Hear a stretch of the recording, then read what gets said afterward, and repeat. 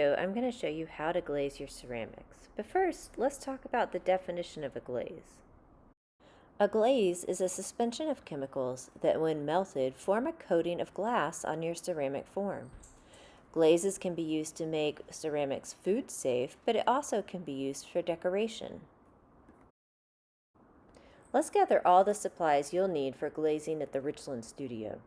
You'll need wax, a toilet bowl brush, glue, tongs, a paintbrush, clean water, a sponge, a ceramic cookie, your bisque, and some newspaper. Your newspaper should go down first for easy cleanup. Next, it's time to sponge down the bisque. Your bisque is very dusty when it comes out of the first firing. Any dust or fingerprints left on the bisqueware will resist the glaze, and you could have a bare spot or some other glaze defects that you don't want. The next step is to wax the foot. We do this so that the wax will resist the glaze in that area.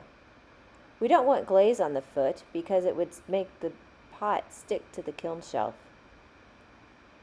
This would destroy a shelf and also destroy your piece in the process. This wax needs to dry 15 minutes before you glaze. Next, it's time to choose a glaze. You have several options. Each glaze is a different color and has a different texture and opacity. Ask your instructor if you would like to know which one might be best for your project. Once you find a glaze you want to use, it's important to stir the glaze thoroughly.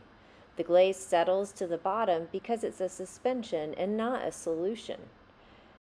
A toilet bowl brush is really a great tool to use to get all of the glaze off the bottom of the bucket and back into suspension.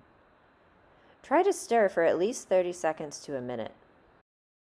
It is obvious when a glaze hasn't been stirred enough because your pot might come out with a very thin coating of glaze on one side and a thick coating on the other. Once the glaze is stirred, I'm going to hold my piece with the tongs and dip it in and out relatively quickly.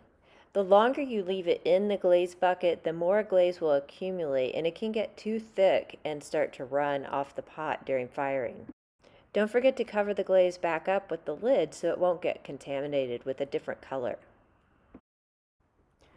What if you want to glaze only the inside of your pot? Or you could have two different glazes, one on the inside and one on the outside.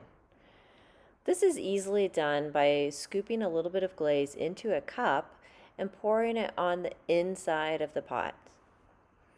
I'm going to be careful not to get any glaze on the outside if possible.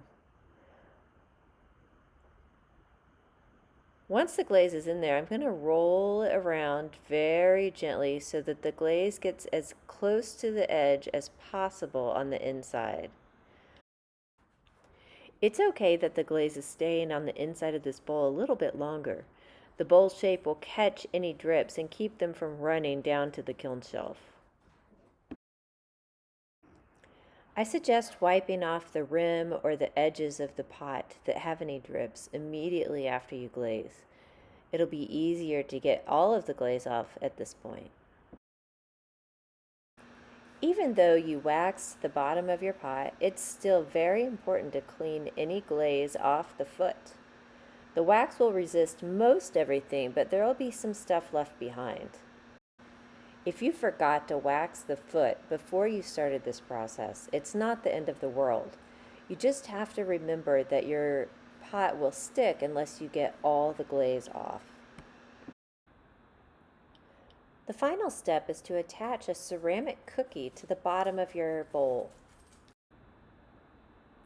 Use the glue provided by the studio and put a liberal amount on the bottom of your cookie and place your pot on top of it. The last step is to put your pot on the cart. We have two carts, one for oxidation firing and one for reduction firing. Make sure to push your piece all the way to the back and reserve the top shelf for tall pieces.